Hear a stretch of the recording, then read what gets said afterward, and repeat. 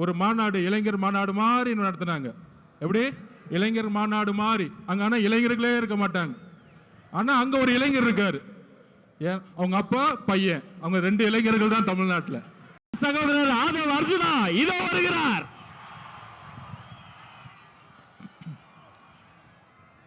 தெய்வத்தால் ஆகாதெனினும் முயற்சிதான் மெய்வர்த்த கூலி தரும். அதாவது அண்ணன் செங்கோட்டையன் அவர்கள் வந்த பிறகு ஒரே ஒரு வருஷம் முடிவாச்சு. சென்ட் ஜார்ஜ் கோட்டை உறுதியாயிருச்சு. கழக தலைவர் அவர்களுக்கும் பொதுச் செயலாளர் ஆனந்தன் அவர்களுக்கும் கழக தோழர் அவர்களுக்கும் என்னுடைய வணக்கத்தை தெரிவித்து, சுதந்திர போராட்ட வீரர் தீரன் சின்னமலை அவர்களுக்கும் மாவீரன் பொல்லான அவர்களுக்கும் கொள்கை தலைவர், சமூக சீர்திருத்தவாதி, எங்களுடைய வழிகாட்டி தந்தை பெரியாரின் வழியில் அவர் பாதத்தை தொட்டு நமக்கான ஒரு மிகப்பெரிய பயணத்தை ஈரோடில் இருந்து தலைவர் தொடங்குகிறார். நம்மளுடைய குறிக்கோள் என்ன? நம்மளுடைய லட்சியம் என்ன? வெறும் அதிகாரத்தை மட்டும் அடைவதா? இங்க இருக்கக்கூடிய ஈரோடு மக்கள் எந்த அளவிற்கு ஒவ்வொரு விவசாயிகள், ஒவ்வொரு நெசவாளர்கள், ஒவ்வொரு தொழிலாளர்கள் தன்னுடைய வாழ்க்கையில் மிகப்பெரிய துயரத்தையும் ஒவ்வொரு நாளையும் தன்னுடைய குடும்பத்தை நடத்துறதுக்கே இந்த ஆட்சியோடைய ஊழலாலையும் பாதிக்கப்பட்டு இருக்காங்க.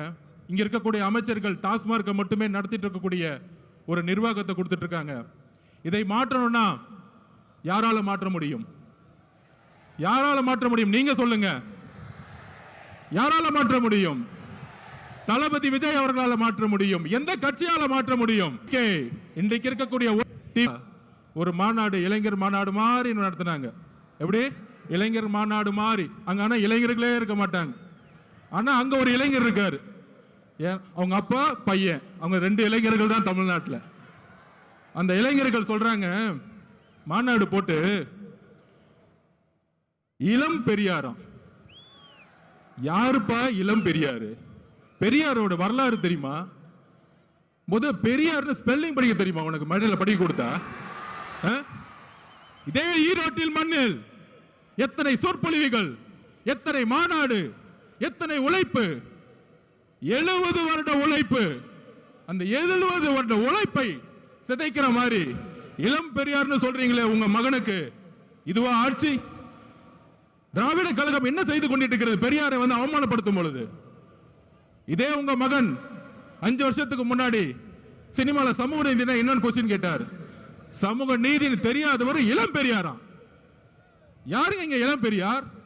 மக்கள் கிட்ட நம்ம கேட்கிறோம், யார் இங்க இளம் பெரியார்? நீங்க சொல்லுங்க, யாருங்க இளம் பெரியார்?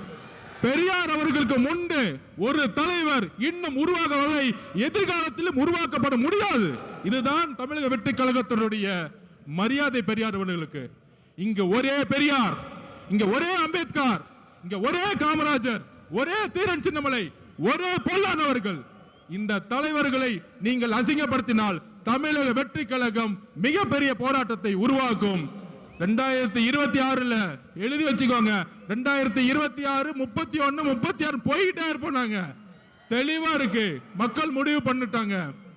உங்களுடைய சூதுனால மிகப்பெரிய இழப்புக்கு அப்புறம் தலைவர் அவர்களை மக்கள்கிட்ட இருந்து பிரிக்க பார்த்தீங்க. ஆனால் இங்க இருக்கிற கூட்டம், இங்க இருக்கக்கூடிய மக்கள் சக்தி, இங்க இருக்கக்கூடிய பெண்கள் சக்தி எந்த அளவிற்கு தலைவர் மீது நம்பிக்கையும் அன்பையும் வச்சிருக்காங்க. இந்த கூட்டம் இல்ல, இந்த மக்கள் கூட்டத்துடைய எழுச்சி இந்த ஆட்சியாளர்களை துரத்தக்கூடிய ஒரு எலெக்ஷனா இருக்குங்கிறத பதிவு பண்ணிது.